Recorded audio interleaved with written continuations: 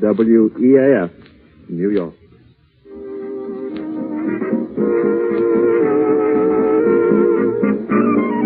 Hey there, I'm Mike Gillett, your host, and this is episode 2 of the Soundscape series of When Radio Ruled, a montage of excerpts from 1935, Part 1. This podcast is a montage of excerpts from old-time radio shows broadcast in 1935, spanning from January 1 to August 27, 1935, featuring stars like Jack Benny, Lum and Abner, Benny Goodman and his orchestra, Ed Wynn, Bing Crosby, Will Rogers, Al Jolson, Franklin Roosevelt, Senator Huey P. Long, and dozens more.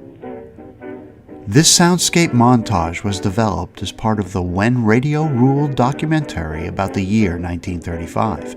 These excerpts are offered without commentary for your entertainment and education. So here are the voices of 1935. Voices sadly now silenced. Great performers alive again because you're listening now. I hope you enjoy the following audio montage, all the way from 1935.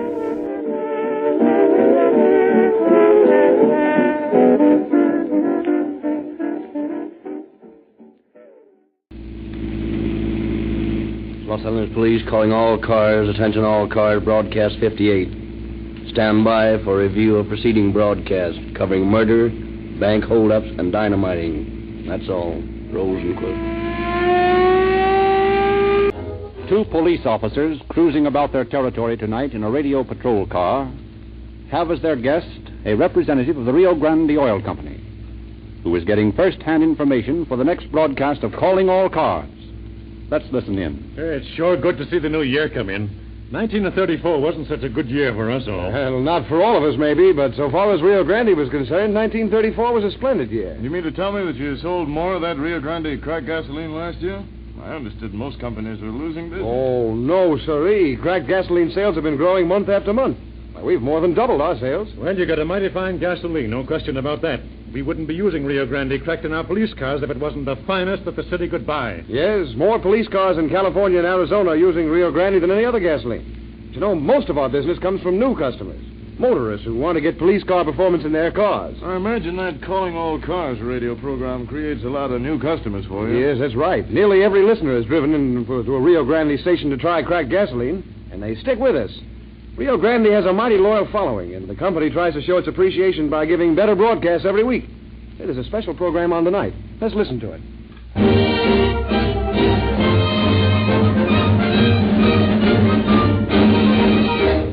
In every case of violence and law-breaking, which you will hear re-dramatized on tonight's program, bear in mind that the criminal paid the full penalty prescribed by law.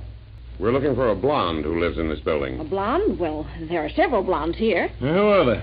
Well, now, there's Miss Arnold. What's she like? Well, I wouldn't want it to go any further, but she's heavy. In fact, she's fat. Yes. That's not the one. Who else? Well, then there's Miss Gilman. She's 40 if she's a day, though she tries to tell people she's only 32, you know. She's... Well, that's not the one. Oh, yes. There's young Miss Adams. Hasn't been here very long. What's she like? Well, she's just a child, about 19 or 20, slim and pretty in a way. That's the one we're looking for. What department is she in? While the city sleeps, a band of men who toil by night and rest by day is working at top speed. From the far corners of the world, another page of history's book has been assembled. The morning paper is going to press. In the composing room on the second floor of the Times building, a line of men, green eye shades clamped to their heads, clatter at the linotype machines. In the engraving room on the sixth floor, mercury lamps throw their ghoulish glare. The dog watch in the city room sleepily eyes the clock, hoping that no big story will break to disturb their somnolent ease until 30 comes for them at 4:30.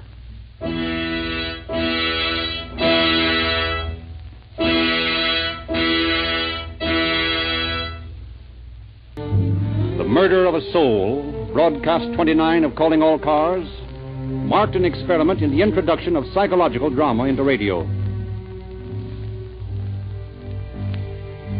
For weeks, distraught Marie Trentini broods over the fickleness of her cousin Vincencio and the brutal frankness of Gaetano, his brother.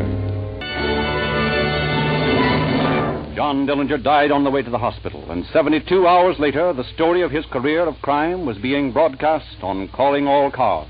Do you think Will is all right? I have every confidence he will be back soon. Oh, I hope so. Mama, I want my daddy. Where's Daddy? Now, children, run out and play. But where's Daddy, Mama?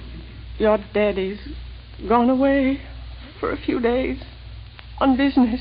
When will he be back, Mama? He should be back any day now.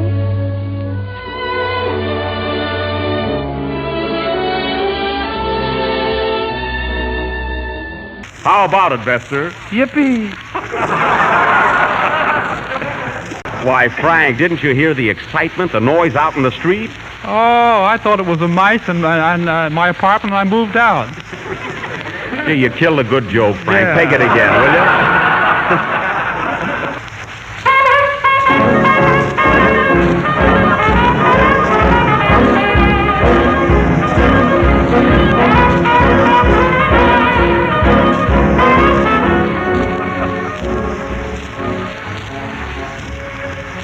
We've been settling up the books for 1934, and we find that Jell-O owes you folks a vote of thanks.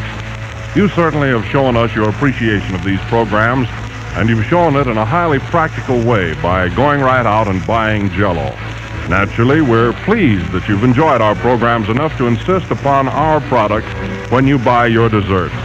And one thing we know, that you've enjoyed Jell-O, too. And now, if you've had a good time tonight, here's a suggestion for tomorrow night for dinner. A combination mold of sunny orange Jell-O and sea green lime Jell-O. All 6 Jell-O flavors are deliciously rich and colorful, and this is a special flavor combination we know you'll like.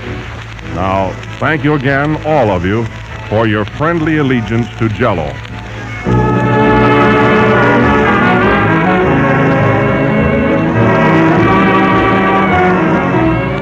I just got so hungry sitting around here today, I had to fix up something to eat. Well, there's that funny about folks' taste. Some folks likes one thing and some like something else. Yeah. Me, I never cared for popcorn. Just weren't turned that way. Lom, I was just wondering, I reckon, could you sort of spare me a quarter? Quarter? Yeah, 2 bits, yeah. I just about run out of something to cook up over here, and I thought if you could sort of lend me a quarter, why, I just go over to Sister Simpson's and eat supper over there tonight. Well, I do know. What's the matter? Well, it's just sort of funny, that's all. Funny? Yeah, that's what I come by here for, to see if you had any change on you. Well, no, I ain't got a nickel, and I'm hungry. Well, what about me? I ain't even had no dinner. I was in there at the county seat and never even had enough to go buy a bowl of soup with. Well. Hand me that bowl of popcorn there again. Ordinary, I don't care for this stuff, but I see right now a fella can get hungry enough to eat anything.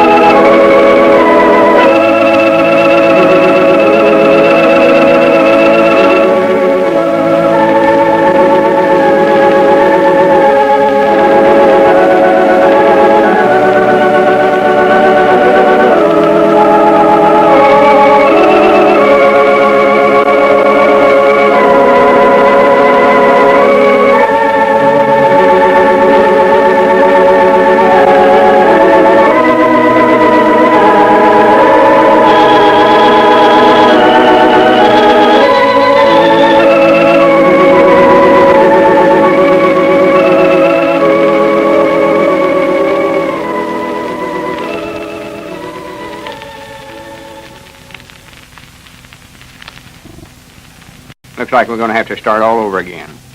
Well, we were sitting right smack on top of the world there for a while, though. Yeah, but you got to recollect the world turns around. You never know when you're on the top or where you're on the bottom. Yeah. Well, don't get to feeling sorry for yourself, Abner. That's the worst thing a feller can do when he gets up again it. Well, there ain't nobody else going to feel sorrowful for me. I may as well do it myself. No, that's the wrong altitude to take. When I see somebody feeling sorrowful for himself, I know right then that he's give up. He's a goner. Well, I ain't give up, but I'm just sort of uneasy. Body's got to eat, you know. Well, I recollect that old lettered saying, every cloud's got a silver lining. Yeah, them clouds are just about as far out of reach as money is. Wouldn't help me none if they had a goal line. Well, I hate to think about doing it, but if the worst comes to the worst, we Well, might... it has. It's done come. Yeah, I started to say I hate to go in debt, but if there ain't no other way out of it, we could mortgage our store building or borrow a little money on our farms. Ladies and gentlemen, here's a little scene that took place in the Conklin home. In the living room were Mrs. Conklin and her sister, Mrs. Meade, from out of town. The sisters hadn't seen one another in some time. They had a lot to talk about. One topic was Mrs. Meade's little daughter, and that's an interesting story, too. So let's listen. How's little Irene? You know, I haven't seen her in, well, it must be about 2 years. Oh, she's fine, Vera. The healthiest little youngster you've ever seen. Oh, she's full of life and pep every minute of the day. Irene is? Well, the last time I saw her, she was a thin little tyke with no color at all, and she seemed so, well, listless. I suppose she did, but that was my fault, I'm afraid. Your fault? Yes, I hadn't taken the trouble to find out about Horlick's malted milk. It was Irene's schoolteacher who told me about that. And what a scene we had the day she told me. A scene? Why, what was wrong? Well, I resented her telling me how to raise my child. I thought she had a lot of nerve, and I told her so, too. And not in very gentle language, either. Well, it's a wonder she didn't walk out on you. Isn't it? She didn't, though, thank goodness. She just sat there calmly all the while that I was raving. Then she told me that she didn't mean to be impertinent, but she did want me to know how Horlicks had helped her little brother. He was sickly, undernourished, like Irene, you know. Oh. Well, Horlicks did wonders for him. She told me all about Horlicks, also, about its valuable nourishment and its vitamins and mineral elements, you know, that help children develop husky bodies and sound bones and teeth. You took her advice, then? Yes, fortunately. I went right down to the drugstore and bought a package of Horlicks for Irene. And has Horlicks helped her? Oh, marvelously, Vera. I've never seen such a change in a child. Ever since that day her teacher called on me, Irene has had a glass of Horlicks with every meal. Good. And she drinks it between meals, too. And how she loves it. But all children love Horlicks, I guess. It's such a delicious drink. And that's the story of how Mrs. Meade found out the value of Horlicks malted milk as a children's food drink. And Horlicks malted milk is something that every parent should know about. You won't find anything that will mean more to your children's good health. You can get Horlicks malted milk, you know, in either natural or chocolate flavor. This is Carlton Brickert, speaking for Lum and Abner and Horlicks, who now bid you all good night and good health.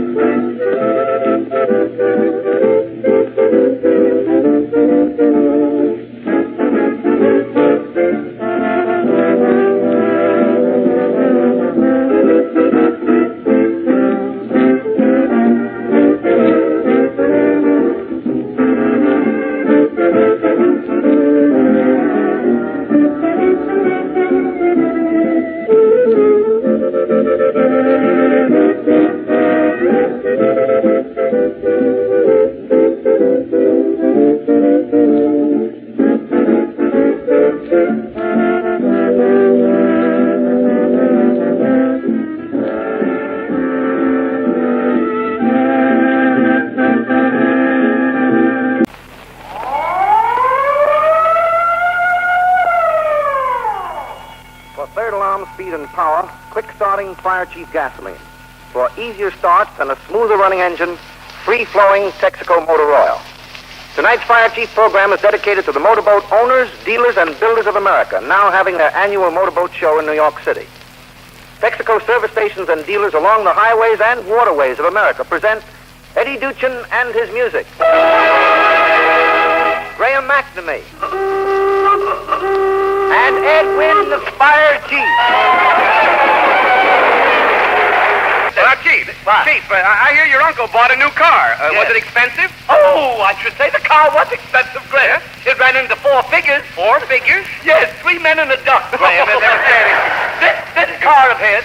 Chief. What? Chief, I went to the motorboat show last night. Yeah? You should see the crowd at the Texaco exhibit. Oh, you're putting Boat that in, owners yeah. sure know who's the leader in the marine products field. Oh, I took my aunt to the motorboat show, Graham. You did? Well, you saw us there. Oh, yeah. As usual, you were talking, you see. You didn't Yeah. You were talking. My aunt said to me, here's my chance, she said. I'm going to get in that streamlined boat while Graham is talking. I said, why do you want to get in while he's talking? And she said, I want to see what the wind resistance really is.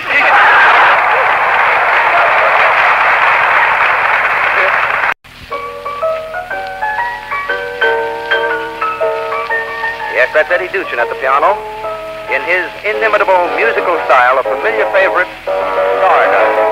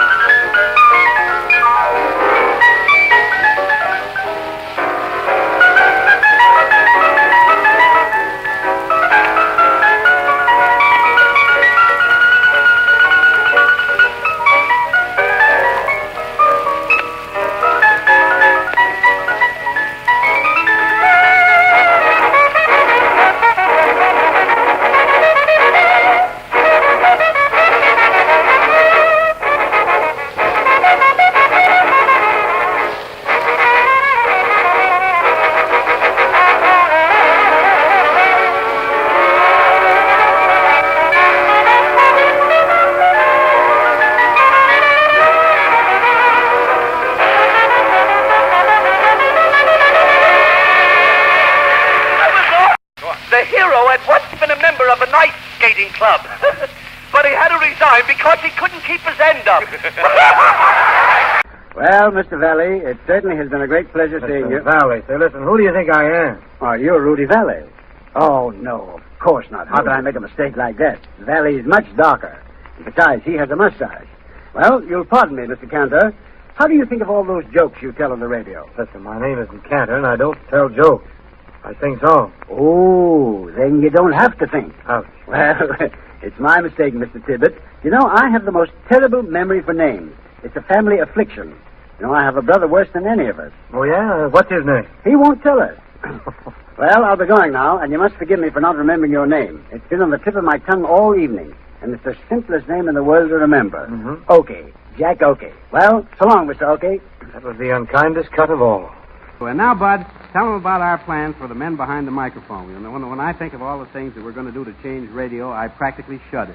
All right, Colonel. The men behind behind the microphone, as we so aptly call them, are the engineers and the production men who are even more vital to a radio show than announcers or artists or even sponsors. But they never Wait a get minute, to wait a minute. I thought you wanted me to tell about them, Colonel. You interrupted me just as I started. Yeah, excuse me. Yeah. The men behind the microphone, they That's never get a absolutely chance... right. That's absolutely right. They never get a chance to get any part of the glory of presenting a good show. All they do is slave in the background. Yeah, and we propose... Certainly. We propose that they be allowed to assert themselves publicly during the course of a program the same as an artist. Yeah, we'll show you... We'll show you just how such a plan might work out. Yeah, as our curtain rises... We are giving a little play. We're giving a little play called The Operation for Appendicitis in Operating Room Number 53. Go ahead, Doctor. Well, Doctor? Yes, Doctor. I rather think that... Yes. So do I. I'll call the nurse. So, nurse? Oh, Miss Jones. Wait a minute. Don't have the nurse come in yet. Hello, folks. This is Knight, the production man speaking. All right. So do I. I guess I won't need to call the nurse, will I, Doctor? No, Doctor, not after that. I hardly think that's necessary now. Come over here close to the microphone. Hey, you guys, you're too close to the microphone. You're listening to Chief Engineer Chamberlain. Hello, everyone. What was that you were saying, Doctor? I find that I have operated on this patient before, Doctor. You did, eh? What did you find? This is Knight, folks, the ace production man speaking again. Don't say use. Say you. Use is bad English. Go on. Use is Justice of the Supreme Court. Use is still bad English. Who uses bad English? Use uses bad English. Hello, Mama. This is Knight signing off. Well, Doctor, since you say you've operated on this patient before, tell me, what did you find? I found a copy of the Daily Journal in the Evening American, Doctor. Oh, I see. You weren't a citizen at the time, eh? No, I was taking out my first paper. Yes. Hey, you'll have to take out that last joke, boys. It'll throw the whole network off the air. This is Chamberlain, #1 Chief Engineer speaking, folks. Hello, Aunt Hattie. I see. Well, Doctor, there seems to be a bit of heckling going on here. Heckling, eh? Come now, if you're taking out this appendix tonight, take it out. I'm taking out no appendix tonight, Doctor. I'm taking out that tall, blonde nurse. This is Knight, the ace production man speaking again, folks. Oh, it is, huh? If one doctor is taking out an appendix and another a blonde nurse, I may as well take out something, too. So I'll take the whole play out of the radio program. This is Chamberlain, spelled C-H. A-M-B-E-R-L-A-I-N. Rah. Chamberlain, #1 Chief Engineer speaking to you, friends. What will I take? Take a number from 1 to 10, double it, and add a million.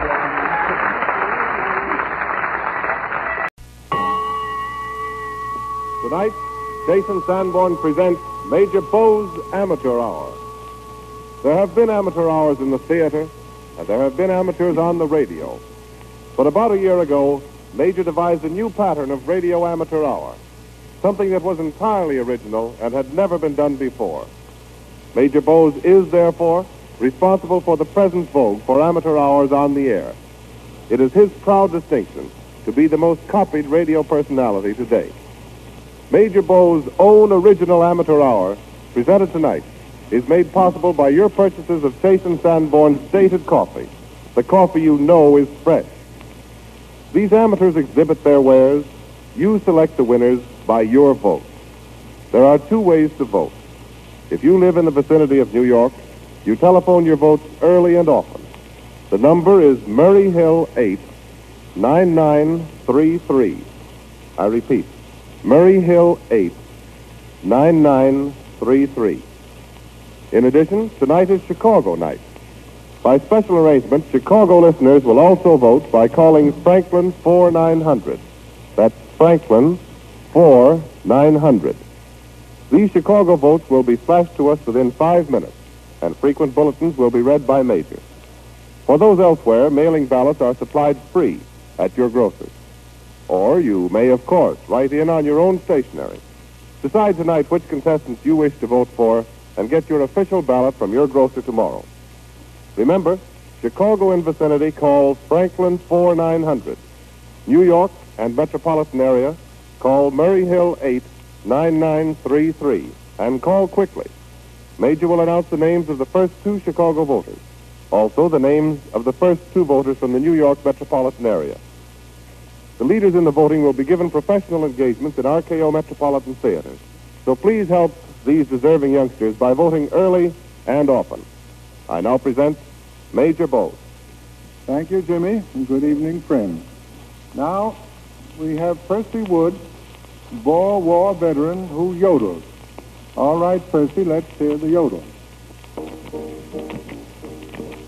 Yodeling, yodeling, yodeling,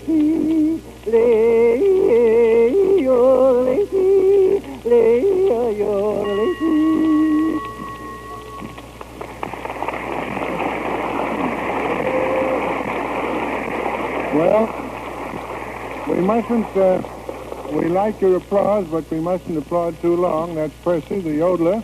He was through the Boer War, and we went through one of his yodels, so it's even Steven. All right. Well, I said at the beginning that this is my proudest radio night, and so it is. Chief, how are things down on the farm, huh? Oh, what made you bring that up, Graham? I want to know. Oh, I'm having so much trouble with my pets on the farm, Graham. What's the matter, Chief? Well, yesterday my uncle stood in front of the monkey's cage and he took off his toupee to fix it. Yeah? Since then, my monkeys are pulling their hair out in bunches. You shouldn't have asked me that. Oh, I asked one of my pet whales, you know. Yes. I love mammals, you know. Oh, yes, they're nice. I asked my pet whale, I said, why don't you take care of the other whales? What do you think he said? What did he say, Chief? He said, why? Am I my blubber's keeper? Wait a minute, Graham. You'll enjoy me tonight. The devil is in me tonight. Go ahead. I'll tell you, Graham. I'll tell you what I've got. I've got some pet worms, Graham. Say, Chief, just what is the technical description of a worm? A worm? A worm. You think you got me, don't you? Certainly. Well, I'll fool you. A worm, Graham? Yes. A worm is a caterpillar that played strip poker and lost. Look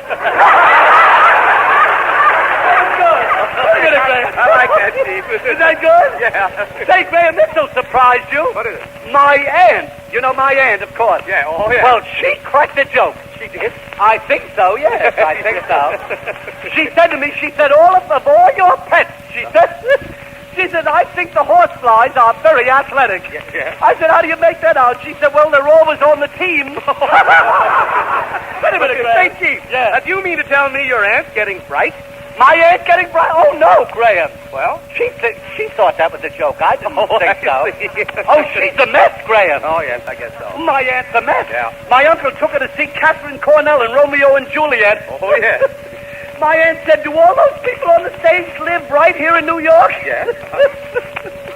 When my uncle said yes, she said, well, it's a darn good show for home talent. That's not bad. You know, Graham, my aunt is such a bad housekeeper, you know. You know, my uncle said to her, he said, that lamp is steady. He said, that lamp is steady. Don't you ever think of giving the lamp a rub? What'd she tell him? She says, no. She says, I don't go in for that Aladdin stuff. She's a mess, Graham. I guess she is. My goodness, she put a record on the phonograph. Mm-hmm. You know how you put a record on a phonograph? I do, yes. It was that new song called Only a Rose. Oh, yeah. That was the name of the record, Only a Rose. But the record broke, Graham. Yeah. And it just played, you know, Only a Rose, and then it got stuck. Yeah. And then the record kept repeating, a rose, a rose, a rose, a rose, a rose, a rose, a rose, a rose. Yeah, yeah. What happened? So my aunt let it play all day. She thought it was Gertrude Stein.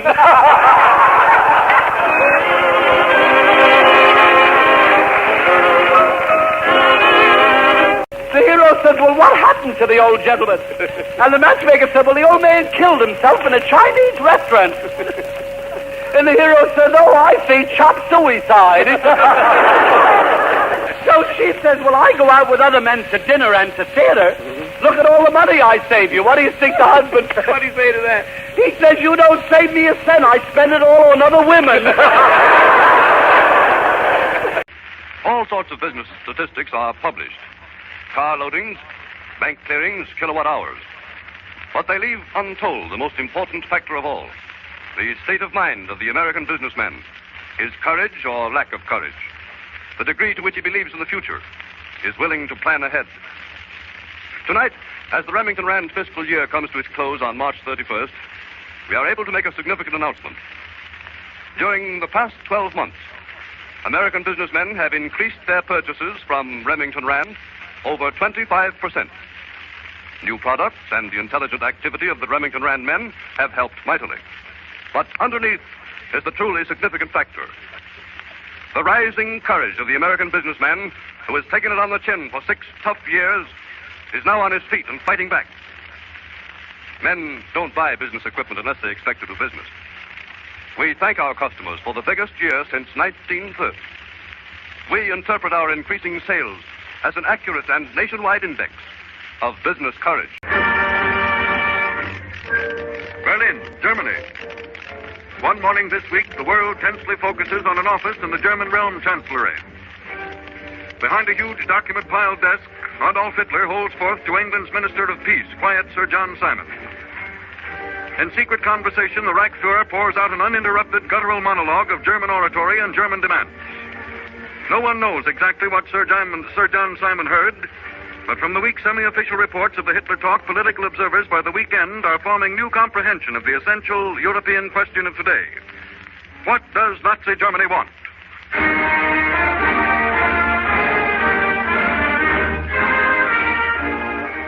The Versailles Treaty seized our land to create the Polish corridor and made of it foreign soil separating the fatherland from East Prussia.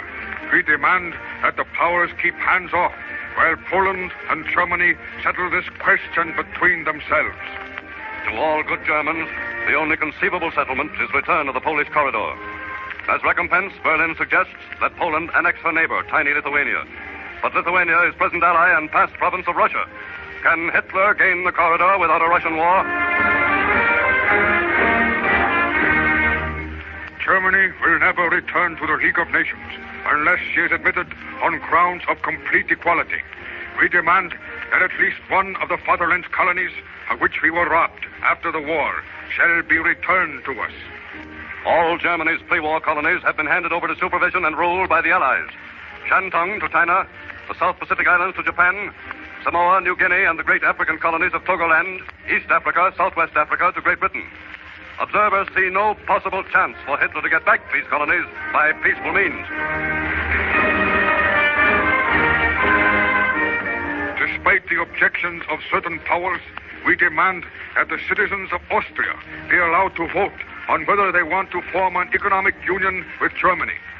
Between Germany and Austria stands Il Duce, who mobilized 140,000 troops on the border when Nazis murdered Chancellor Adolphus last summer. Observers believe Mussolini will go to war overnight if Hitler attempts again to seize power in Austria. When the world is ready to disarm, so is Germany. Meanwhile, we demand, as our right, man-for-man equality with Russia, gun-for-gun equality with France, and plane-for-plane equality with England. In 1914, the German army was the most powerful in the world. Today, if Hitler gets his new war machine ready to back his other demands, Hitler will have not only an air force equal to the greatest in Europe, but an army greater than the Kaiser's.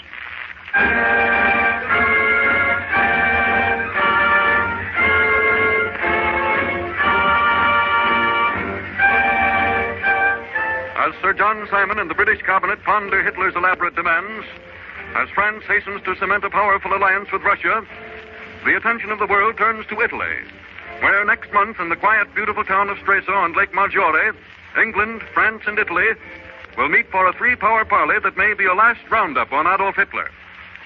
Time marches on.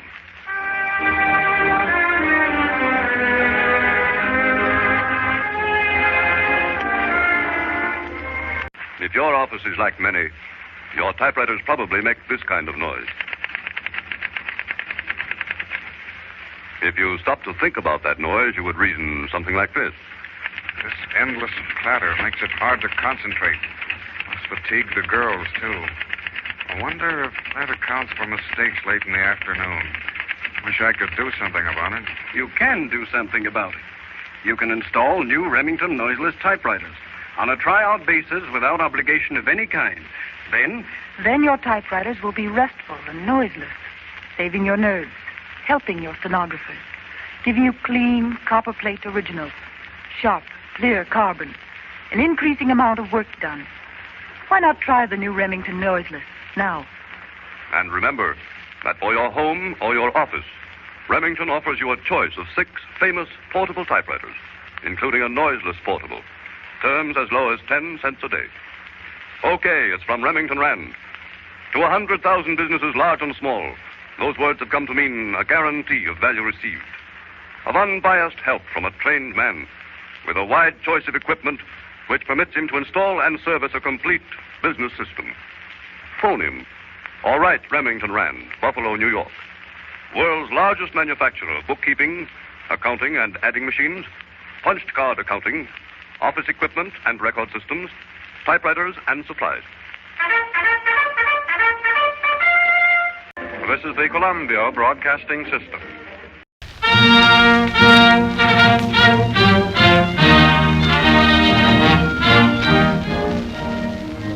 England must realize that only Germany stands between Europe and Soviet Russia.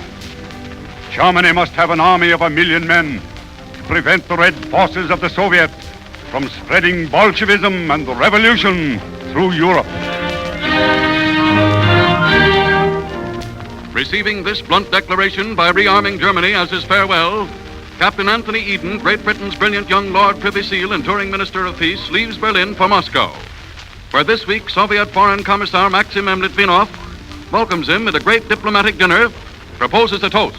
I lift my glass to the health of His Majesty, the King of England, and to the prosperity and happiness of the British people. Thus, for the first time in Soviet history, a member of the communistic Soviet government on Soviet soil drinks the health of George V, imperialistic king of the capitalistic Great Britain, as the Soviet band plays God Save the King. Next day, as the world watches closely to see how closely England will cooperate with Russia, arch enemy of capitalism, Commissar Litvinov takes Captain Eden to the somber Kremlin, presents him to Joseph Stalin. This week, the world learns what happened behind those locked doors. Russia's swarthy, hulking dictator, as always, opening the discussion with the shrewd courtesy of a question. Tell me, Captain Eden, what is your opinion of Adolf Hitler? My conference with Herr Hitler in Berlin convinced me of his sincerity, Mr. Stallion. I believe he believed what he said to me. But I do not feel that Herr Hitler is either reasonable or open to reason. Captain Eden's talk with Herr Hitler has shown that Europe's danger spots are at last located and clearly defined. What do you think is the danger of war today as compared with 1914? I believe the danger is definitely less now than it was then. I hope you are right, Captain Eden. But I fear I cannot agree with you. In my opinion, the danger today is much greater. In 1914, there was only one nation whose ambition to expand created war. In 1935, there are 2 such nations, one in Europe, the other in the Far East, Germany and Japan. And Russia lies between them. Captain Eden, Germany is in a highly dangerous state of mind. We must take precautions. Precautions? Yes. But first and most important is the peace of Europe. My government stands against any policy of surrounding Germany with a ring of hostile powers. What then does England propose, Captain Eden? A new all-European security pact in which any nation which breaks over her boundaries as an aggressor shall be punished by all others. Germany shall have the same opportunity as any other nation to sign the pact. There, in that map on the wall, Captain Eden, Europe. Your British Isles, they are small in size, yet today you hold the destinies of peace or war. You have the power to say whether or not ambitious schemes of conquest shall be checked. Mr. Stalin, from Moscow I go to Poland, to Warsaw, and to Streza, where Italy, France, and England will confer. Am I to say to the other powers of Europe that Russia favors an openly united front against Germany, or a general security pact to include Germany? Captain Eden, Russia will join England in the General Security Pact to include Germany. Thus, for the first time since the fall of Tsar Nicholas, Russia and England are in accord on European policy. As dapper, youthful British diplomat Eden boards his train for Warsaw, a Bolshevik military band plays the Internationale and God Save the King. Then, with characteristic Russian humor, a selection that typifies the USSR's attitude toward rearmed Germany. With the Big Bad Wolf as his send-off from Moscow, Peacemaker Eden proceeds to Poland, whose leaders, fearing Germany more than they fear Russia, refuse to commit themselves to the Eden peace plan. Captain Eden returns to London for final conferences before proceeding next week to Stresa for the climax of the desperate new European peace roundup. And this week from Italy's Benito Mussolini comes his forecast on the Stresa conference. Stresa will be a fixed point in European post-war politics. The end of the dangerous utopias of disarmament. The conference may establish between England, France, and Italy a common line of action in the face of such eventualities as warfare. But many people believe that from Stresa will come the salvation of humanity, a miracle to end a nightmare. Do not be deceived. Stresa will not be a millennium.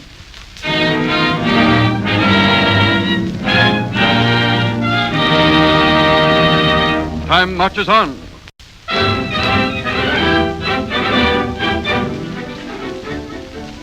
Berkeley, California. To act as hostess at the annual alumni dinner of the University of California, because Francis Perkins, Secretary of Labor, has been invited here as Charter Day speaker.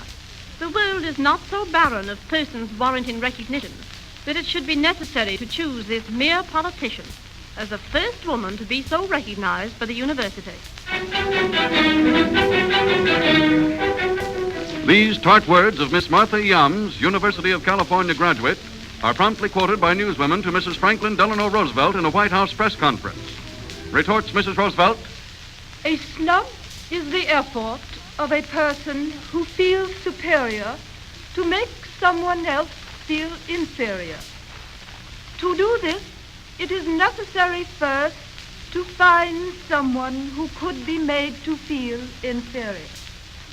If any snub was intended, it must have been meant not for Miss Perkins, but for the people who extended the invitation." In reply to Mrs. Roosevelt, Miss Yams. I have nothing but contempt for Mrs. Roosevelt. Why should I answer her? Nothing she ever says is worth answering. I have yet to read of her saying anything on any subject in which she is manifestly versed. Mrs. Roosevelt is of the obvious type of headline seeker. Her position, of course, ensures that when she says startling things about matters of which she is ignorant, she stirs attention. That is her purpose. Mrs. Roosevelt would do well to remember that the people did not elect her president. Caught between alumni Yams and First Lady Roosevelt, University of California's President Robert Garden Sproul pronounces, "We are misrepresented by ill-advised zealots who lack balance wheels, and by one or two alumni who are so unbelievably boorish as to insult publicly a guest of the university in mere pride of personal opinion." Miss Yams in reply. President Sproul's statement deserves only contempt. Thousands of alumni have no respect for President Sproul for playing politics with the Perkins woman. And final speaker in the debate, Mrs. Yams of Berkeley, mother of Miss Yams.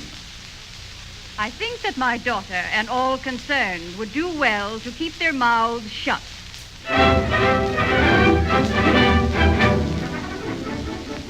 As the debate ends, the university holds its Charter Day exercises in the huge outdoor Greek amphitheater. There are two who do not hear Madam Secretary Perkins' speech, Miss Yams, who stays away, and ex-President Herbert Hoover, who goes but dozes throughout the speech. Time marches on.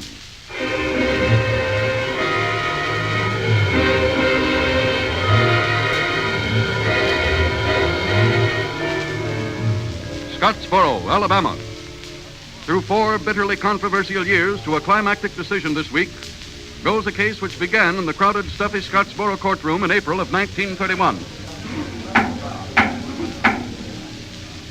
My name is Virginia Price, Your Honor. On Wednesday, March 25th, I jumped a freight train in Chattanooga with my girlfriend, Ruby Bates. There were some white boys in one end of the car. Then these 9 Negroes climbed into the car. They threw the white boys off the train. One of the Negroes picked me up in his arms and flung me back in the gondola. I struggled and hollered and screamed. They put their hands over my face and held a knife to my throat.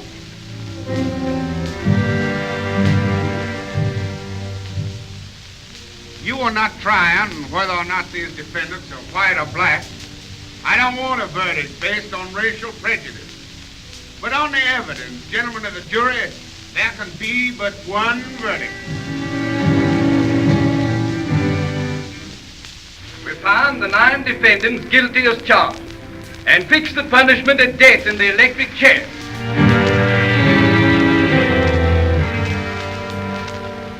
With the Alabama court's conviction of the 9 Negro boys, the Scottsboro case is appealed to higher courts on the grounds that the Negroes did not receive a fair trial. From a sordid little jury case, it swiftly becomes a nationwide issue. Then, from Ruby Bates, one of the 2 girls involved, comes new testimony. Virginia Price put me up to saying what I did. The whole thing was a frame-up. What really happened is the railroad detectives took us off a freight train and brought us to the jail. There's a big mob outside the jail. Virginia and I could hear them yelling and shouting like wild. Virginia, what's going to happen to us? I'm scared. Don't worry, honey. Just do like I tell you and everything will be all right. What have I got to say? Just tell him you was attacked by those Negroes on the train. That's a lie. I can't say that. You gotta. If you don't, they'll give you a long sentence in jail for vagrancy. They're bringing the colored boys up here. Don't you forget what I told you. Get in there, you, and hurry up. Don't hit me no more, boss. Please don't hit me no more. Now, Virginia, are these the Negroes that attacked you? Yes, sir, Sheriff. They're the ones that done it. We never seen these gals on the train, boss. Honestly, we never saw them. Keep your mouth shut. Now, Ruby, you was on that freight train, wasn't you? Yes, I was. And did you see these Negroes? Yes. Yes, I did. Can you pick out the exact ones that done it? I don't know. Ruby? Wasn't it these boys? Yes. That's better. Now, are you boys going to tell the truth? We ain't guilty, boss. No, we didn't do nothing. You want me to give you to that mob out there? No, boss. No. Please don't do that, please. Then will you tell the truth? It will tell. We done it.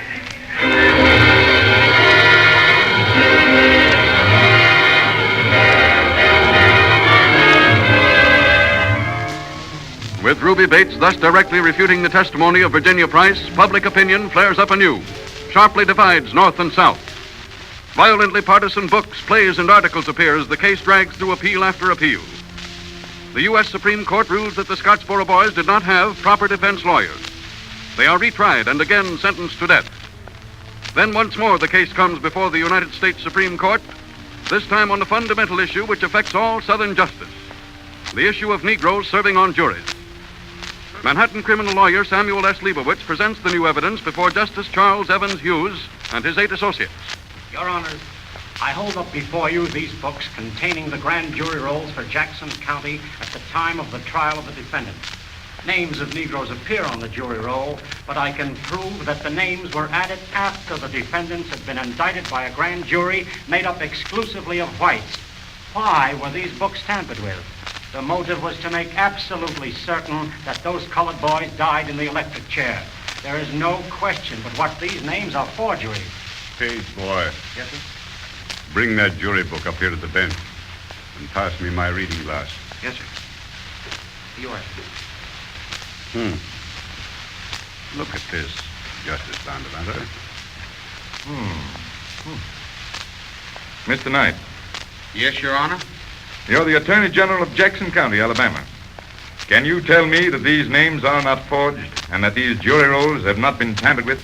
Why, I don't know, Your Honor. I can't answer yes or no. But even if there have been, the jury commission in Alabama has the supreme power to decide who's to serve on a jury. Not under the laws of the United States, Mr. Knight.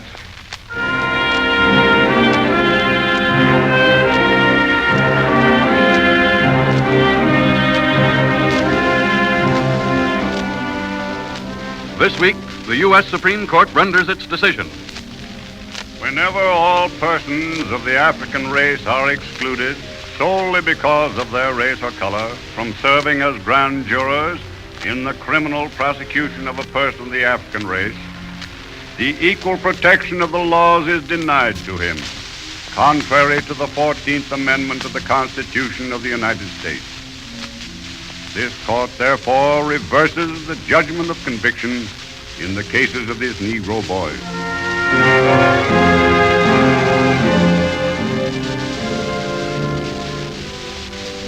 Thus, this week, the Scottsboro death sentences are overturned. But its essential problem, the South's most vexing social question, is no nearer final solution. In the current book, Stars Fell on Alabama, Carl Carmer, reporting the insoluble dilemma of the South, quotes an intelligent Southerner's comment on the Scottsboro case. I might have been for acquitting those Scottsboro Negro boys at the first trial. But now all this stink's been raised, we've got to hang them. That probably shocks you a bit, but listen to this. A few months ago, 3 girls I knew were driving down the mountains near the Birmingham Country Club. A Negro with a shotgun steps out of the bushes and holds them prisoner while he talks to them about how white folks oppress the colored people. When it begins to get dark, he shoots all 3 of them. 2 of them dead. Now, that wouldn't have happened if it hadn't been for this Scottsboro business, and I'm foreseeing that it doesn't happen again. I'll admit to you I'm snob enough not to have cared much about whether these Scottsboro boys were guilty or not. Those white wenches in that boxcar didn't mean a thing to me. But when it's a girl I know, one I have danced with and played tennis with, I'll be the first to put my hand on the rope. It's a hell of a mess, and I'm mighty sorry for those Scottsboro boys. But they've got to burn in the electric chair.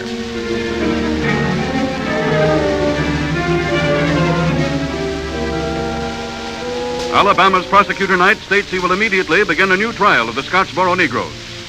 But the nation wonders what he can do to break the fundamental deadlock between the U.S. Constitution and the traditions of the Old South. A Negro has never served on an Alabama jury. If Alabama continues to exclude Negroes, the Scottsboro convictions and any convictions involving colored defendants are certain to be reversed immediately by a higher court. If Negroes do serve and vote for their own race, it means endless hung juries and no decision. Observers fear that with strict enforcement of the Supreme Court's ruling of this week, Southern court justice will be hopelessly deadlocked, and old Southern mob justice will take its place with the grisly wake of lynching, burning, and terrorism in the Southern states. Time marches on. The rearmament of Germany 3 days before the story swept the front pages of the world's newspapers. In theaters all over the country, the German sequence brought boos, hisses, and cheers and applause. For the march of time is not ordinary moving picture entertainment. It is the picturization of men you hate or fear or admire or pity, performing their vital roles in today's history. I've been riding today. Been riding way off round up in the hills back to the Santa Monica Mountain and riding up in there. And it's running on to a kind of peculiar thing. I prowling around up on the trails back in the hills there. And I saw about, I think I saw about 4 deer. About 4 deer. And, but about 5 Republicans showed up. Now that's an omen that don't look so good. Yeah, there's the Republicans. Now, in the old days, I'd ride through there. A few months ago, I could rode through those hills, and I wouldn't see them at all. I'd see more deer. But these Republicans are coming out of the brush now, and you'd be surprised at the amount of them that's showing up, you know. And you know, in the old days, they wouldn't cuss Roosevelt. I mean, they wouldn't cuss directly at him. They would kind of, like billiards, they would bank off of Tugwell to Moley. You know, they would shoot at poor little Tugwell, and they'd go off to Moley, then off with the brain trust, then down to Roosevelt. You know, maybe 3 cushioning, you know what I mean? Now, oh boy, they got all the nerve in the world. They're going direct now, you know what I mean? They're just shooting direct at him without any... Well, you know, I figured out it's peculiar. It's a peculiar state of affairs that exists. And everybody that is doing better than there was 3 or 4 years ago, or making more money, has got in for the president. But they don't seem to realize they're doing better on the money that he's spending. You see what I mean? Doing better on his money. Now we all know that the government is spending all this money, and it's not a good state of affairs to exist. The country is in bad shape when there ain't nobody spending any money but the government. But now, what you going to do about it? Of course, one remedy would be for the people that have money to for them to start spending it instead of the government. But that seems just about as unpopular as the Roosevelt idea. In fact, it's worse. Well, if we sit out and passed a bill tomorrow and said the government can't keep on spending this money, but for a government to exist, somebody has got to spend money. So from this day on, from this day and date, the government's going to stop spending money and make it compulsory that the people do the spending. Boy, what a howl would go up from that, you know.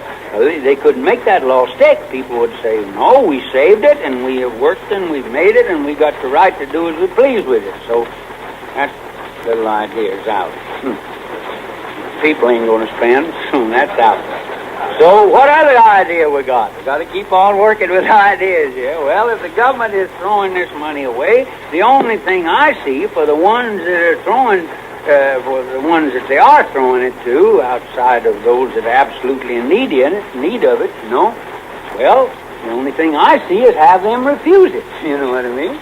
If you don't believe in what Roosevelt is doing with this money, why refuse it? If it comes, just say, no, it's government money and it's tainted, and I don't believe in the government. And I don't believe in the government spending all this money, and hence I don't take any part of it. And you say, no, you have paid this out. Now, for instance, take me, for instance. I'd say, no, the government paid this out for the people to eat, and here they are coming to see my pictures with it. I don't agree with that at all, you know.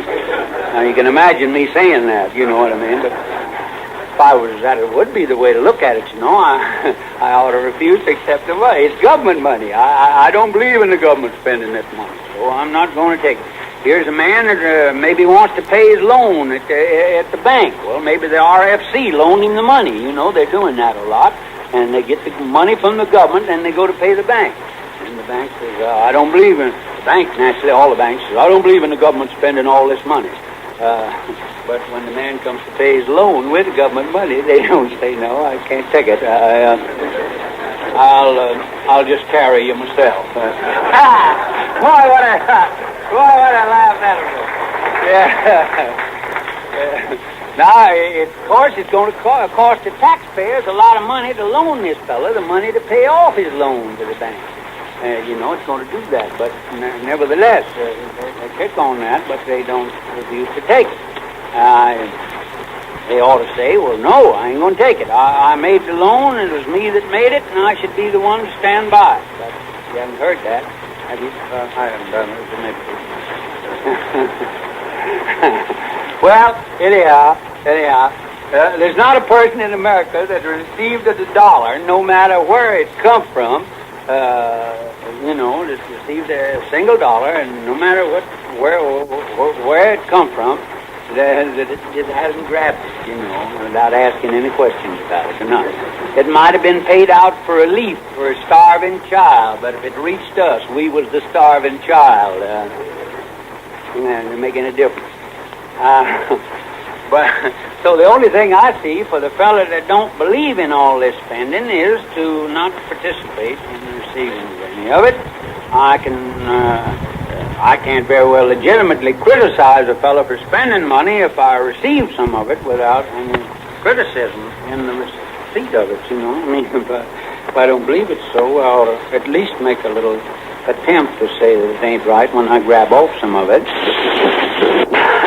So this $5 billion that they're starting in to spend, we all know that that's too much money. It's too much money to take out and throw away or give away or whatever to do with it. We know that. We all know that. But until we refuse to take some of it and it comes our way, we ain't got much right to holler. Now that brings us down to taxes. You know what I mean? That brings us down to taxes. And boy, when you bring us down to taxes, you're going to hear a howl like a pet coon. You know, brings us down there.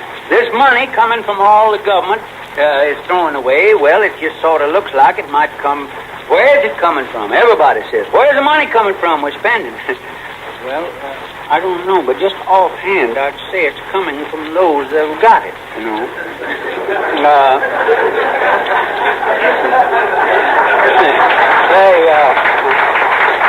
Now, I don't know. That may be just a rough idea of mine. I don't know. But I kind of believe that's where it's coming from. There's one good thing about the American form of government. The fella that's got nothing, he don't pay nothing, you know. And, two, lots of times the fella, he has got something, but, and he ain't got any money to pay, to pay. He's got some, but he ain't got nothing to pay with, pay his taxes with. But he can at least let him have the property back and get an even break anyhow, you know. But the big yell comes nowadays from the taxpayers, the big taxpayers. I guess I bet you when the Pilgrims landed at Plymouth Rock and they had the whole of the American continent, to themselves, just them and them Pilgrims there, they landed up there, and all they had to do to get an extra 160 acres was shoot another Indian, Well, I bet you anything, they kicked on the price of ammunition,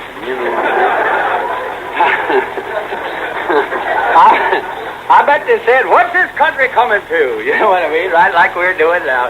What's this country coming to?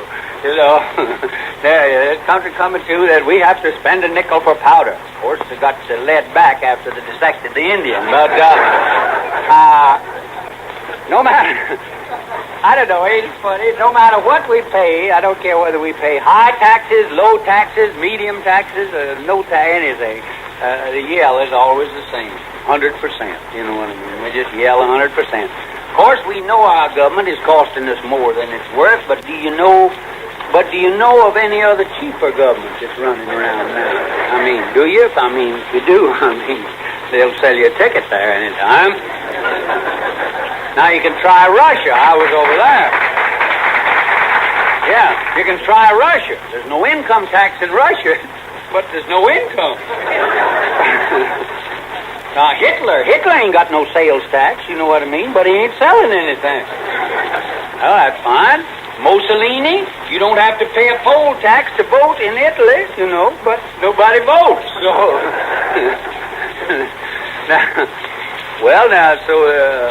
now the whole question is, how can we make such a holler on what the government wants to collect back from us, The thing is, it looks like we can't have everything like we want to, and but the whole question is the government, how much of this money which we are asked to pay back to them in taxes have they paid us? You know what I mean? We must have got quite a little divvy of it, some way or another, indirectly. Admitting, as everybody does, that the government is the only one spending money, and if they're the only one spending anything, and anything we're getting must come from them, it looks like an endless chain to me, only when it reaches our length, while we don't want to cut any back into the kitty. I don't know what it's all about. This is just a kill time up here till something else comes out. I don't know any more about this thing than an economist does, and God knows he don't know anything. Everything nowadays is just to make talk. Now, but next week I'm going to present to you my scheme, You see, every man nowadays has got a scheme to bring us out of the wilderness, Well, not so much to bring us out of the wilderness as to bring himself out, I've been studying the Townsend plan and the Long plan and the Coghlan plan and the Roosevelt plan. Hoover, he broke out with a plan here the other day. And I'm working. Maybe I'll do it next week. I don't know. I get around to it. I'm working on what's called the Rogers plan. Rogers. Yes, sir, the Rogers. Yes, sir, the Rogers plan. Just about 3 more Welsh rabbits every night, and I'll be ready for the Rogers plan. I'm going to have it in shape, Anyhow, don't do anything. Now, don't sign up with any of these other plans. Don't you boys sign up, because I believe I've got a better offer for you than any of them. And don't be too critical of the present plan. If the Roosevelt plan is working for as long as we're all living on the loot, why we can't holler about it. See?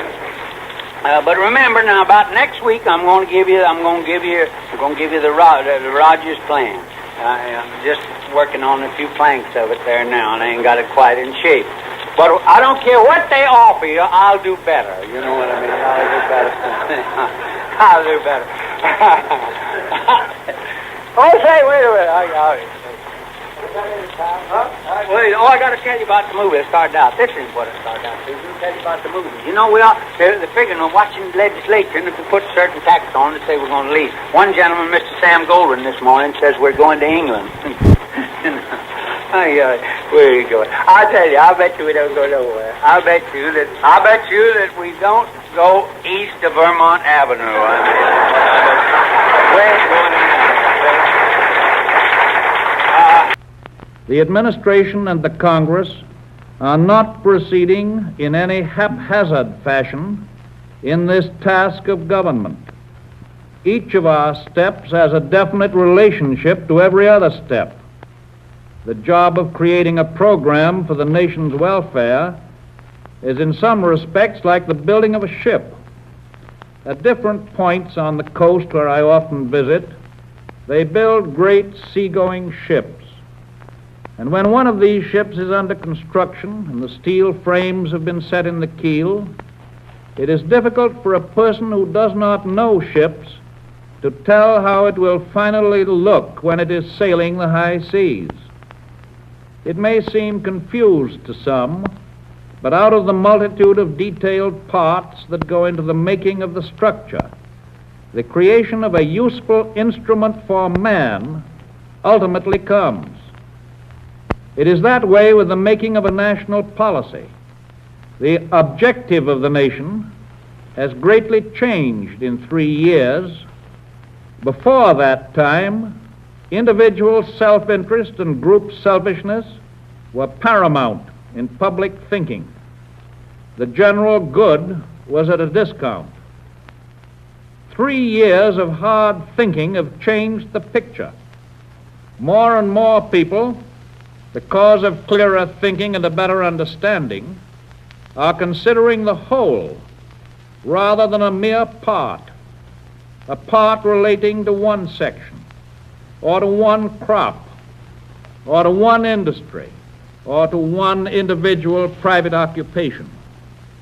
That is a tremendous gain for the principles of democracy, for the overwhelming majority of people in this country know how to sift the wheat from the chaff in what they hear and in what they read. They know that the process of the constructive rebuilding of America cannot be done in a day or a year, but that it is being done in spite of the few who seek to confuse them and to profit by their confusion. Americans as a whole are feeling a lot better, a lot more cheerful than for many, many years. We have, in the darkest moments of our national trials, retained our faith in our own ability to master our own destiny. Fear is vanishing. Confidence is growing on every side.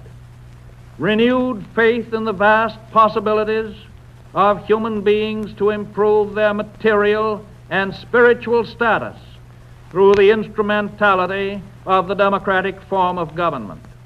That faith is receiving its just reward. For that, we can be thankful to the God who watches over America. For a moment, ladies and gentlemen, let me turn to the last radio address by our President, the Honorable Franklin Delano Roosevelt. It was delivered to the people of our country on last Sunday night. Now, the President says that the people cannot understand just how good he has got them coming along.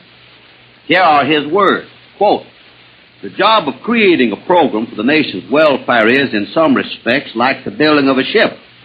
At different points on the coast where I often visit, they build great seagoing ships," in quotations. You see, what the President is talking about there is that when he goes out on that $5 million yacht they call the Norma Hall, owned by Brother Vincent Astor, who does lots of ship subsidy business for the United States, where they get as much as $1,000 for carrying 1 3-cent letter, he sometimes sees them building a ship. Now let us quote further from the President. Quote, When one of these ships is under construction and the steel frames have been set in the keel, it is difficult for a person who does not know ships to tell how it will finally look when it is sailing the high seas. It is that way with the making of a national policy. So we see our President of the United States, some of us call him the Knight of the Norma Hall, says we're confused because we cannot see just how this thing is going to look when he gets through making it. Why, to be sure, all those millions of hogs they killed, all those cattle they shot down, the milk they poured into the rivers with the people starving for it, all of the cotton they plowed under and wool that they burned up with the people naked because they could not get it, none of us can see just how that is working out. But the President says it is going to look pretty when he gets the picture made up. Surely it will look pretty. It may not look exactly like a song, but it will be something like a dance, the St. Vitus dance. Now the President says this, quote, they know that the process of constructive rebuilding of America cannot be done in a day or a year, end quote. No, and if he is a fair sample of it, they know it cannot be done in 100 years. His process of construction, if you call it construction, is to start out repairing the automobile by first tearing off the top, and then when the rain begins to beat in, to hammer the engine to pieces, tear down the chassis, and then wind up by taking off the wheels. That leaves only one thing to do. He sends the bill for the work. That bill has now reached the size of over $30 billion, 6 times more than all the money in circulation in the United States. For when we reached 1930, with the conditions growing from bad to worse, the whole country collapsed and misery was brought about upon the population in the land that was flowing with milk and honey. For when we reached 1930, with the conditions growing from bad to worse, the whole country collapsed and misery was brought about upon the population in the land that was flowing with milk and honey. The Saturday Evening Post of this week, dated May 4th, 1935, has an editorial about me as follows. Headline says, facts are stubborn. Rarely does any subject receive so much attention as Honorable Huey Long, they say. Continuing to quote, there is grave discussion as to how he will affect the fortunes of both the New Deal and of the Republican Party. Everyone has an opinion as to whether he is a menace or not, the view taken depending on many different factors. The core of Senator Long's plan is to take away from all persons such wealth as they have in excess of $1 million, giving them the right to choose what particular kinds of property they will keep within the maximum permitted. Of the total wealth thus appropriated, he suggests that something less than half be used to educate young people, and that something over half be used to bring families having less than $5,000 of property up to that figure. Here is what we stand for in a nutshell. Number one, we propose that every family in America shall at least own a homestead equal in value to not less than 1/3 the average family wealth. The average family wealth of America at normal values is approximately $16,000. So our first proposition means that every family will have a home and the comforts of a home up to a value of not less than around $5,000 or a little more than that. Number two, we propose that no family shall own more than 300 times the average family wealth, which means that no family shall possess more than a wealth of approximately $5 million. None to own less than $5,000, none to own more than $5 million.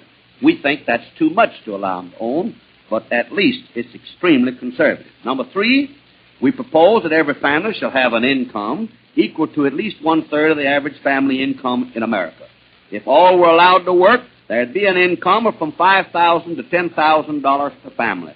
We propose that 1/3 will be the minimum. We propose that no family will have an earning of less than around $2,000 to $2,500, and that none will have more than 300 times the average less the ordinary income taxes, which means that $1 million would be the limit on the highest income. We also propose to give the old age pensions to the old people, not by taxing them or their children, but by levying the taxes upon the excess fortunes to whittle them down, and on the excess incomes and excess inheritances, so that the people who reach the age of 60 can be retired from the active labor of life and given an opportunity to have surcease and ease in the balance of the life that they have on earth. We also propose the care for the veterans, including the cash payment of the soldiers' bonus. We likewise propose that there shall be an education for every youth in this land, and that no youth will be dependent upon the financial means of its parents in order to have a college education. But the children will have as much right to claim an education in order that they can be trained to do their full service in this life through college as they have the right now to claim through grammar school and through high school, and that includes the living cost. that children's education shall not depend upon the financial capacity of their parents, but it shall depend upon their own energy and upon their own ability to consume what they're taught in these schools and which they need to have taught to them. My plan is that our government should call in this surplus wealth above a few million to any one family and then distribute out to those who have the need of the same. Some criticize that plan, but it is prescribed by the Bible. I read you the words of the Scripture, quote, "And the multitude of them that believed were of one heart and of one soul. Neither said any of them that aught of the things which he possessed was his own, but they had all things common. Neither was there any among them that lacked. For as many as were possessors of land or houses sold them, and brought the prices of the things that were sold, and laid them down at the apostles' feet, and distribution was made unto every man according as he had need." See Acts chapter 4, verses 32 to 36. Now, you may criticize what I'm saying, but there it is written in the Bible. Why, my friends, how wonderful and how great, how fruitful to all this great American land of ours can actually be. We only have to eliminate useless greed and provide that none shall be too big and none too small. Beautiful America can rise to the opportunity before it. It means to us all, every man a king. I thank you.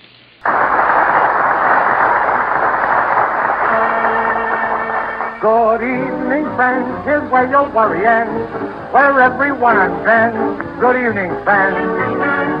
Your name somehow I can't recall right now, but know you all I vow. Good evening, friends. Here's Herr Flamm und sein Madame, Monsieur Berry und sa chérie. Come on, parlez-vous, wavez-vous, wavez-vous, wavez-vous. I know you all I do. Good evening, friends. Pull up the chair and turn the lights down low. You're at our Shell Chateau. Good evening, friends. We're on the air just once a week, you know. Each week a brand new show for you, my friends. The music starts, the curtain parts, an hour of fun for everyone. Although it's true that I cannot see you, I almost feel I do. Good evening, friends.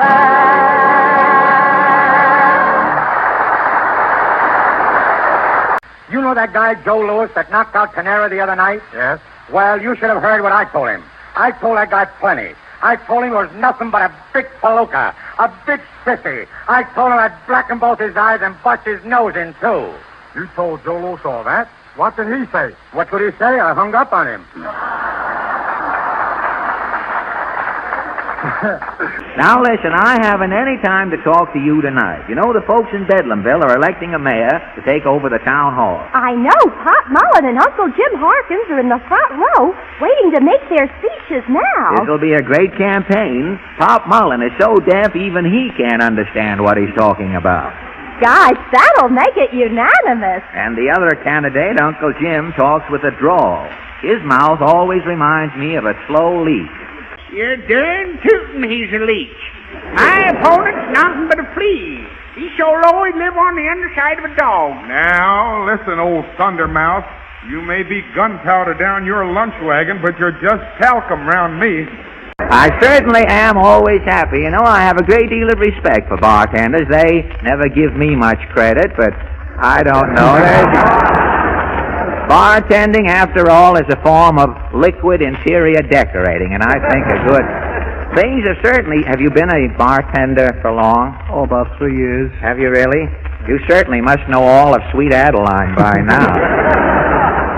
Or isn't it one of those kind of places? Things have certainly changed, though, for bartenders. Imagine years ago, Diamond Jim Brady would eat 80 or 90 oysters and then drink champagne out of the leading actress's slipper. Imagine today sitting down and filling up Gobbo sandals with champagne. Baby, won't you please come home? Your little daddy's all alone. I have tried in vain, never no more to call your name. Since you left, you broke your daddy's heart, and I never thought we'd part. Every hour of the day, you'll hear me say, baby, won't you please come home to me? Baby, won't you please come home?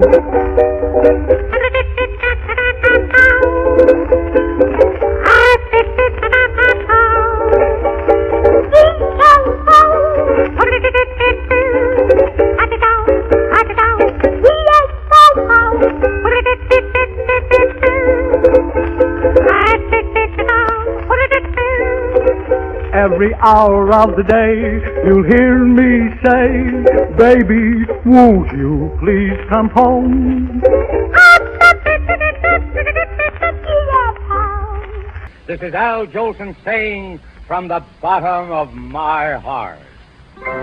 Thank you, fathers. Thank you, mothers. Thank you, sisters, and the same goes for you, brothers. Thank the family every Saturday night.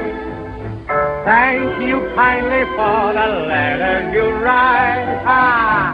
This is Alzy, your palsy-walsy, and I want to promise you, Chelsea will bring you kept high.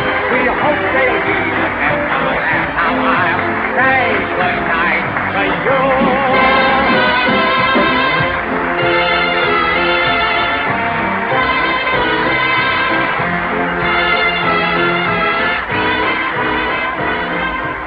Now may I go? This dying sticks in my mind and makes me poor company, I fear. Rome, Italy. As daily news dispatches from London, Paris, Geneva, Addis Ababa give less and less hope for a peaceful solution of the Italo-Ethiopian crisis, today comes the word-for-word report of an interview between a representative of the London Daily Mail and the defiant author of the crisis, Benito Mussolini.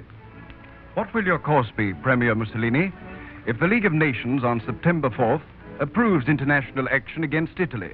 If the League of Nations votes against my course in Ethiopia, Italy will leave the League that very hour. Let there be no possibility of misunderstanding. And that will mean, of course, war. It would not be my choice, but the League of Nations. Whoever applies sanctions against Italy will meet the armed hostility of my people. If the League is so reckless, so hot-headed, as to turn my colonial campaign into a European war, that crime will rest upon the League's head, not mine. But Your Excellency is hopeful, no doubt, that the League's Council will appreciate Italy's attitude. Italy has given many proofs of a desire for peace. No nation can accuse her of desiring warfare. Italy is laboring for peace as earnestly as France or England. Even while Mussolini is speaking, almost as a reply to his words, go a wireless order from Great Britain's Admiralty. Battleships Revenge and Valiant, 1st and 3rd Cruiser Squadrons will proceed to Alexandria, Egypt. Cruisers Arethusa, Delhi, and Durban will proceed to Haifa. Battleship Resolution and Cruiser Dispatch will proceed to the Suez Canal entrance at Port Said. Aircraft Carrier Glorious will proceed to Malta with 3 airplane squadrons, all to be ready for action September 2nd. Our cause in Ethiopia is a just one. In a few days, it will be laid before the League's Council. It will be laid before the whole world. Proof that the Ethiopians are a barbaric people sunk in the practice of slavery. There is no chance, Your Excellency, of an alternative? Italy has considered and spoken. Before any other nation talks of penalties against Italy, let it think well upon the consequence of such folly.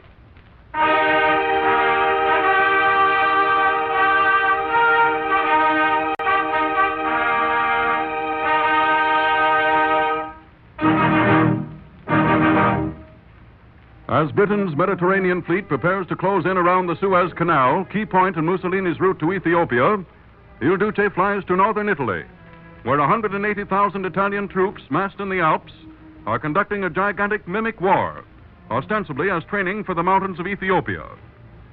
But Europe sees in this mock war a demonstration of Il Duce's declared intention to have troops ready to fight in Europe in the north as well as Ethiopia in the south, if Europe or the League join forces against him. Time marches on.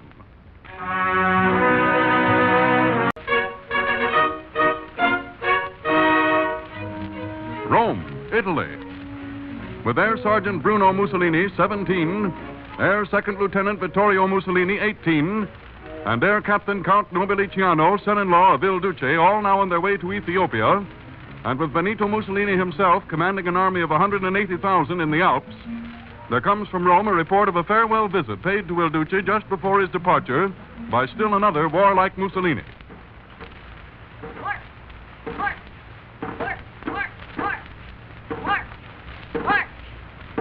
Just a minute, Romano. Where are you going? March.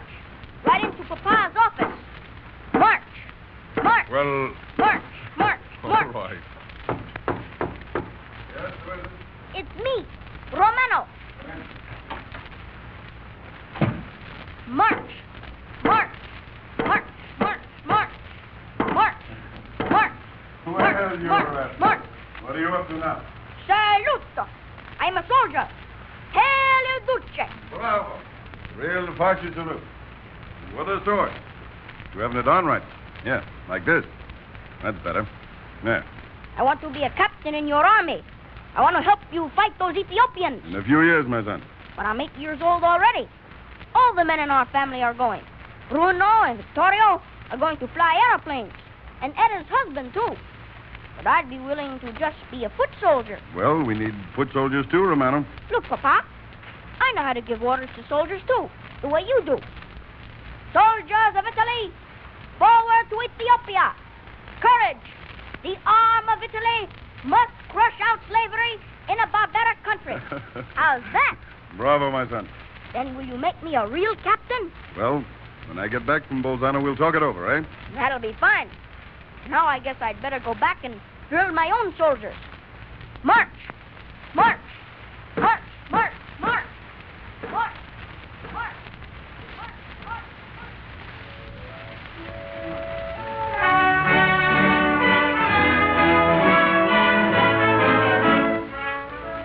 With Mussolini's departure for Bolzano, Romano was left in Rome as the sole male member of the Mussolini family.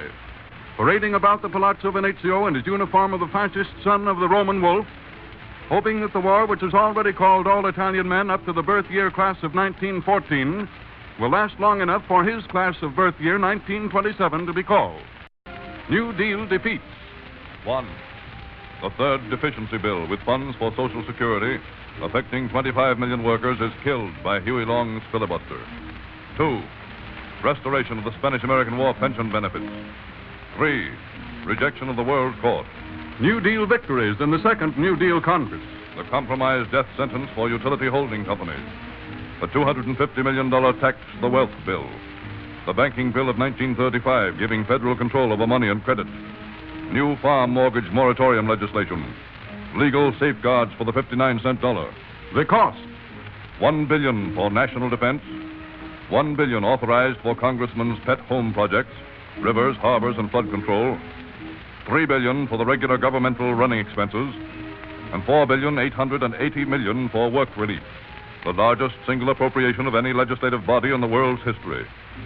A presidential veto stopped the expenditure of $2,200 million for soldiers' bonus. But the amount appropriated by the 74th Congress totaled nearly $10 billion. Largest peacetime appropriation in U.S. history. Thank you for listening to 1935 Part 1, the Soundscape's audio montage series, Episode 2 of When Radio Ruled. I'm Mike Gillett, your host. When Radio Ruled is a Before TV production. Copyright 2017.